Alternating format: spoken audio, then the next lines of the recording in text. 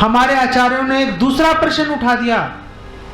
हमारे आचार्यों ने बोला कि उसने नारायण बोला पाप नष्ट हो गए, फिर उसने पाप किए, फिर नारायण बोला पाप नष्ट हो गए, फिर उसने दोबारा पाप करने शुरू कर दिए, तो क्या ये नाम के बल पर पाप तो नहीं है? क्या ये नामापराध तो नहीं है? ऐसा तो नहीं है कि अजामिल नामापराध किए जा रहा था। तो हमारे आचार्य कहते हैं कि नहीं, अजामिल नामापराध नहीं कर रहा था, अजामिल नामाभास के अंदर अटका हुआ था। अजामिल अलक्षित रूप से, संकेत रूप से अजामिल भगवान का नाम ले रहा था। अजामिल ये सोच के नारायण नहीं बोल रहा था कि मेरे पाप को काट देंगे भगवान। अजामिल तो संकेत के रूप में भगवान का नाम लिए जा रहा था। तो हमारे आचार्य कहते हैं कि क्योंकि उसका जो संकल्प है, अजामिल का जो संकल्प है अपने पापों को काटने की ओर नहीं था। अजामिल का संकल्प तो केवल अपने पुत्र को बुलाने के लिए था। भगवान ने नारायण शब्द स्वीकार करके उसके सारे पाप तो काट दिए, लेकिन उसको नामापराध में नहीं लेकर गए उसको, क्योंकि अजामिल भगवान का नाम पाप लेने के लिए, पाप काटने के लिए नहीं कर रहा था। इसलिए भगवान ने उस पर दया करके उसको नामाभास का लाभ उसको प्रदान कर दिया।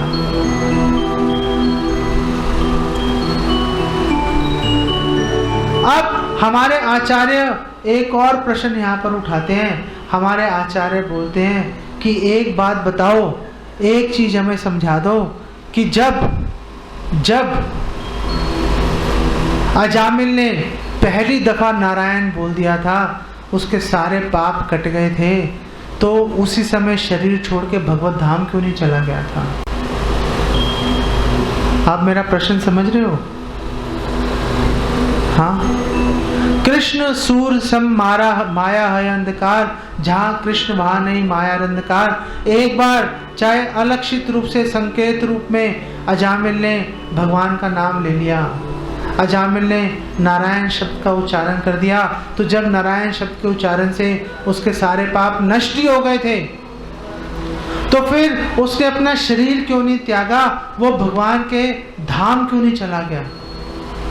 ऐसा क्या कारण था कि वो फिर भी वहीं पर पड़ा रहा और पाप कर्म करता रहा?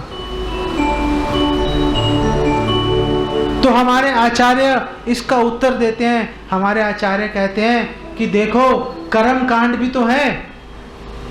कर्म कांड की रक्षा करने के लिए कि लोगों की श्रद्धा कर्म कांड से खत्म नहीं हो जाए, इसलिए भगवान नाम जप के जो फल है उसको कुछ देर के बाद देते हैं, कुछ समय लगाते हैं वो फल देने में।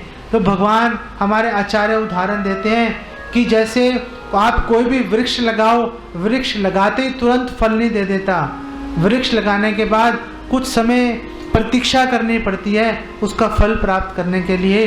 इसी प्रकार जब हम हरिनाम का जप करते हैं, चाहे हमने अनजाने में क्यों ना कर दिया हो, चाहे हमने संकेत रूप में क्यों ना कर दिया हो, बिना जाने बूझे हमने क्यों ना कर दिया हो, उसका हमें फल तो मिलेगा, लेकिन भगवान उस फल को रोक लेते हैं कर्म कांड की रक्षा करने के लिए, कि जो व्यक्ति कर्म कांड से आसक्त हैं उनका मन निराश नहीं हो जाए।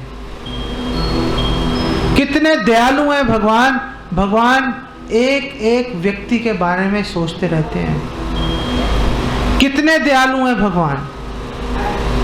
भगवान भक्त की रक्षा भी करते हैं तो पाप की रक्षा भी भगवान कर रहे हैं। जब धरती पर पाप बढ़ गए थे तो धरती जब भगवान के पास आई, भगवान ने एकादशी व्रत का पालन बता दिया कि एकादशी व्रत के पालन से सारे पाप नष्ट हो जाएंगे। जब सारे पाप नष्ट हो जाएंगे तो फिर पाप मूर्तिमान रूप में भगवान के पास आ गया। पाप ने बोला कि अगर एकादशी का सारे लोग पालन कर लेंगे, सारे एकादशी व्रत रख लेंगे, तो मेरा क्या होगा? मैं किस पर राज करूंगा? मैं किस पर प्रभाव डालूंगा? भगवान इतने दयालु हैं कि भगवान पाप की भी रक्षा करते हैं। भगवान ने बोला कि तुम चिंता मत करो, मैं तुम्हारी भी रक्षा करता हूं। मैं तुम्हें वरदान देता हूं कि एकादशी के दिन तुम अन्न में प्रवेश कर जाओ। तो इसका अर्थ है कि जो एकादशी के दिन अन्न खाता है वो अन्न नहीं खा रहा, वो पाप का ही सेवन कर रहा है, क्योंकि भगवान का वरदान है।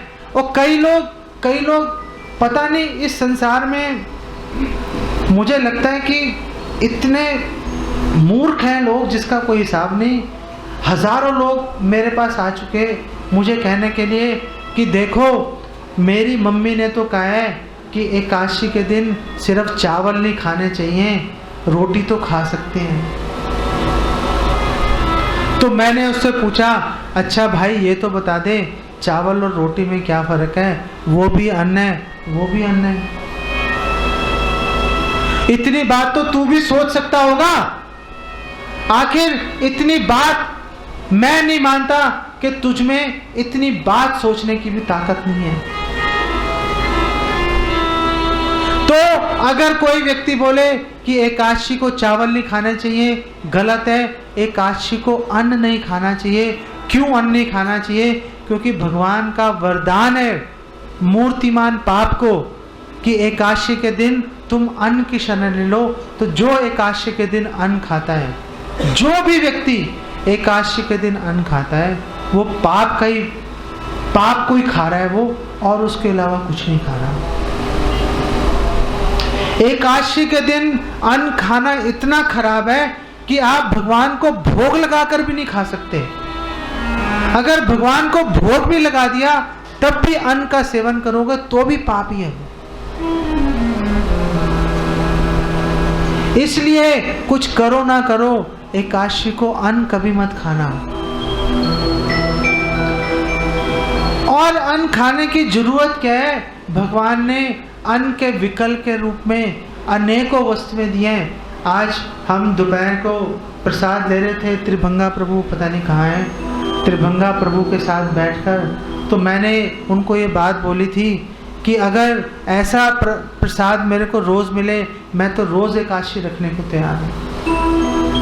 कोई प्रसाद में कुछ कमी थोड़े ना है, जरूरी थोड़ा है कि अन्न खाएंगे तो ही कुछ बात बनेगी। इतने सुंदर स्वादिष्ट विकल्प भगवान ने दिए हुए हैं, ऐसे सुंदर विकल्प दिए हैं कि हमें अन्न खाने की जरूरत ही नहीं है। पूरा जीवन अगर एक दिन नहीं खाओगे, 15 दिन में कौन सी आफत आ जाएगी, कौन से पहाड़ टूट के गिर पड़ेगा, आसमान फट जाएगा।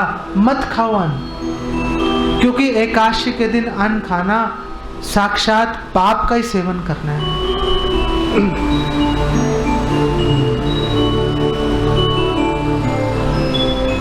तो क्या प्रसंग था, प्रसंग ही भूल गया कि यहाँ पे कैसे पहुँच गए हो, यही बात भूल गया मैं। हाँ, तो हम ये बता रहे थे कि भगवान भक्त की रक्षा तो करते ही हैं, साथ में भगवान पाप की रक्षा भी करते हैं। हम ये बात कह रहे थे, इस बात से ये प्रसंग निकल के आया था। तो भगवान शुद्ध भक्ति की रक्षा करते हैं, और लेकिन साथ ही साथ भगवान कर्म कांड की रक्षा भी करते हैं। अब हमारे आचार्य एक और प्रश्न उठा रहे हैं। अब हमारे आचार्य एक और प्रश्न उठाते हैं। हमारे आचार्य कहते हैं कि चलो एक बात बता दो कि अगर भगवान का नाम सारे अपराधों को काट देता है, अगर भगवान का नाम सारे अपराधों को काट, ये बहुत महत्वपूर्ण बात बता रहा हूं आपको, ध्यान लगा के सुनना है इस बात को। ये बात बहुत महत्वपूर्ण बता रहा हूं। बातें तो पिछली भी सारी महत्वपूर्ण ही थी, लेकिन ये बात तो उन महत्वपूर्ण बातों का राजा है, ये बात जो मैं बताने वाला हूं आपको। तो हमारे आचार्य ये प्रश्न उठा रहे हैं। हमारे आचार्य कहते हैं कि अगर हरि नाम, अगर हरे कृष्ण महामंत्र का जब सारे पापों को, सारे अपराधों को काट देता है, तो फिर हरे कृष्ण महामंत्र का जब नामापराध को क्यों नहीं काटता? आप मेरा प्रश्न समझे हो? आप मेरा प्रश्न समझे हो कि अगर हरि नाम में ये ताकत है सारे अपराधों को काटने की, तो फिर नामापराध क्यों नहीं काटता? तो प्रश्न का मतलब यह है कि अगर कोई व्यक्ति अपराध करते हुए भी नाम लेता है तो तर्क के हिसाब से उसको भी मोक्ष मिल जाना चाहिए, क्योंकि हरि नाम है। हरि नाम पूर्ण रूप से शक्तिशाली है, सक्षम है सारे प्रकार के अपराधों को काटने के लिए। तो हमारे आचार्य इसका उत्तर देते हैं भक्ति विनोद ठाकुर। भक्ति विनोद ठाकुर कह रहे हैं कि देखो,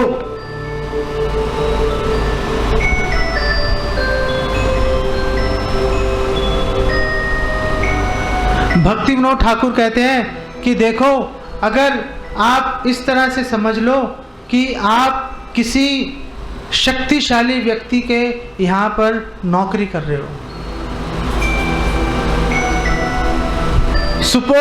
सपोज आप मोदी के यहाँ पे नौकरी कर रहे हो, आपका जो प्राइम मिनिस्टर है, प्रधानमंत्री है, आप सीधा उसी की नौकरी में लग गए, मान लो।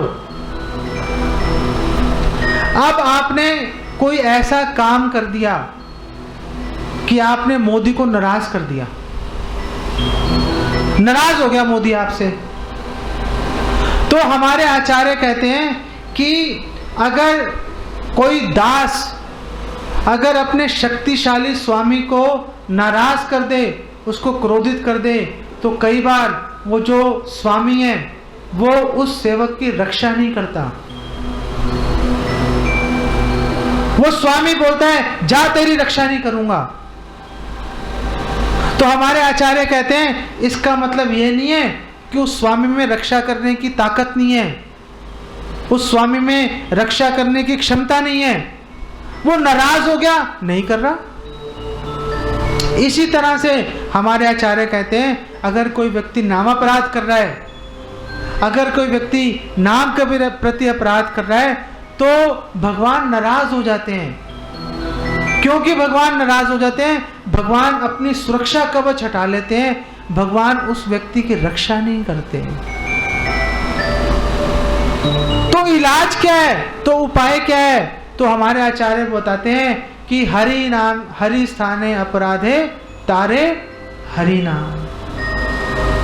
कि जिस प्रकार हरि नाम, अगर आपने सेवा ठीक से नहीं की, आपने अपने स्वामी को नाराज कर दिया, आप सेवा अच्छे से करो, स्वामी को वापस मना लो। आपने हरि नाम ठीक से नहीं किया, हरे कृष्ण महामंत्र ठीक से नहीं किया, आपने भगवान को नाराज कर दिया, स्वामी को नाराज कर दिया।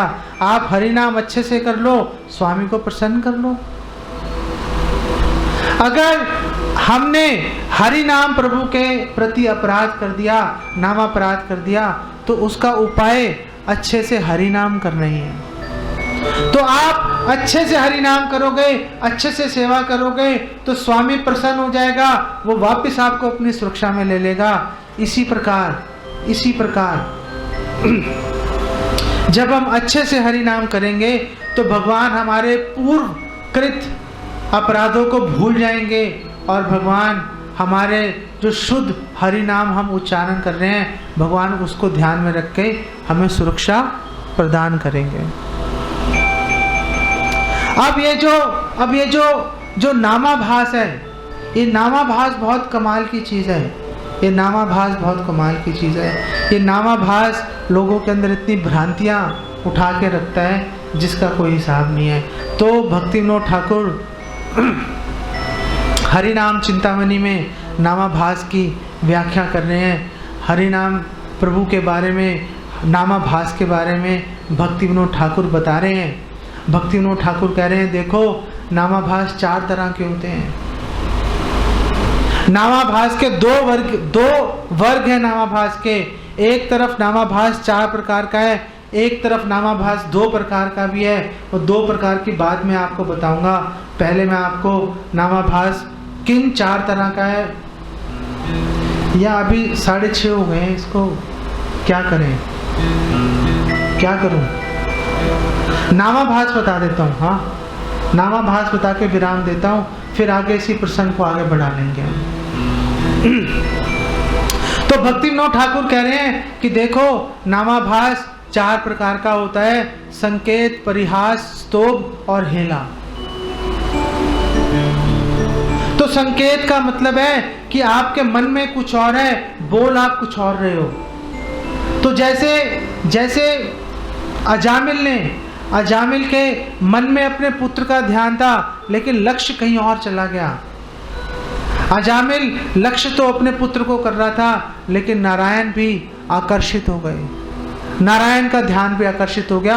तो भक्ति विनोद ठाकुर कह रहे हैं कि ये जो नामाभास है, ये नामाभास आपके सारे पापों को काटकर आपको भगवान की शरण देने में पूरी तरह से सक्षम है। तो दूसरा नामाभास उन्होंने क्या बताया भक्ति विनोद ठाकुर ने? संकेत, परिहास।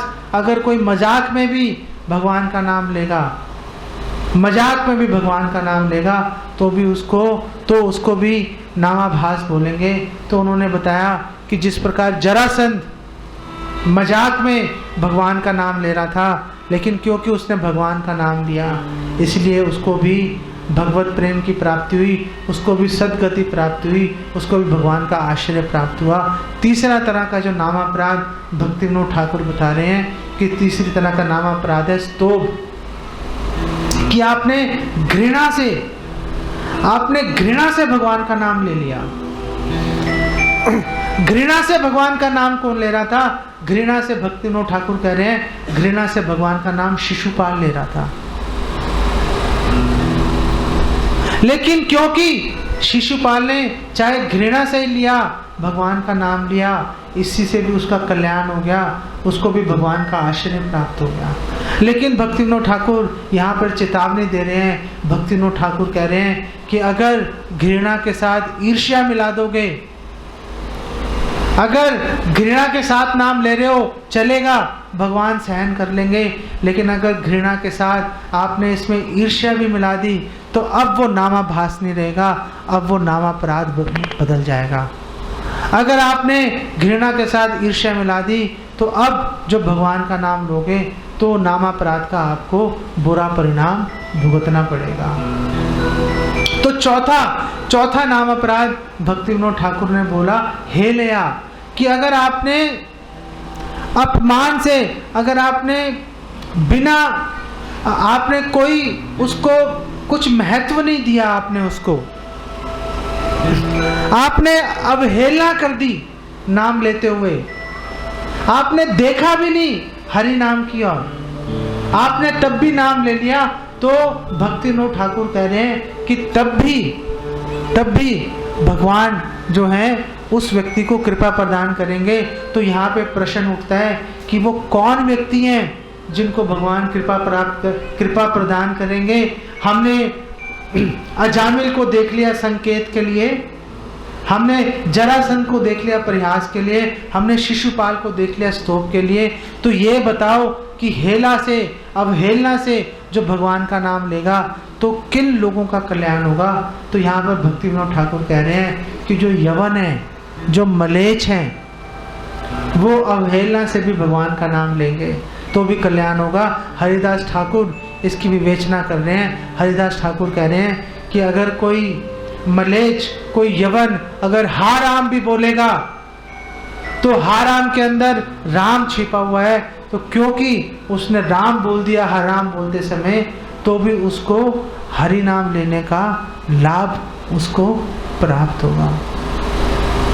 अब भक्ति विनोद ठाकुर कह रहे हैं कि ये तो 4 एक वर्ग हैं, 2 और भी वर्ग हैं। भक्ति विनोद ठाकुर कह रहे हैं कि नामाभास 2 और तरह का भी है। भक्ति विनोद ठाकुर कह रहे हैं एक तो नामाभास है कि नामाभास रुक के आ रहा है, जैसे उन्होंने उदाहरण दिया भक्ति विनोद ठाकुर ने, जैसे सूर्य के सामने बादल आ जाते हैं तो सूर्य की किरणें छन के आती हैं, सूर्य की पूरी महिमा दिखाई नहीं देती, सूर्य की पूरी किरणें दिखाई नहीं देती। भक्ति विनोद ठाकुर कहते हैं इसको बोलते हैं कि ये जो नामाभास रुक के आ रहा है।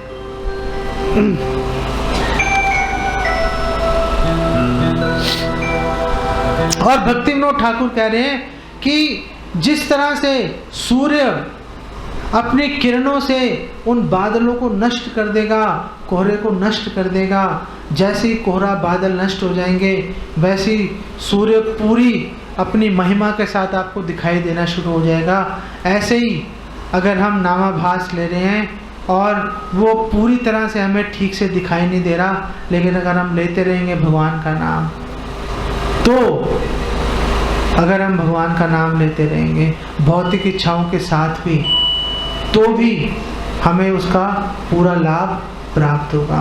तो भक्ति विनोद ठाकुर दूसरे नामाभास की बात करते हैं कि एक तो हुआ कि सूर्य को ढक लिया, और दूसरा उन्होंने बताया कि जैसे सूर्य की परछाई आपने पानी के तल पर देख लिया, आपने नदी है, नदी बह रही है, उसमें सूर्य की परछाई गिर रही है, चंद्रमा की परछाई गिर रही है। उन्होंने बोला ये दूसरी तरह का नामाभास है, लेकिन भक्ति विनोद ठाकुर ने कहा ये जो नामाभास है ये बहुत ही खतरनाक है।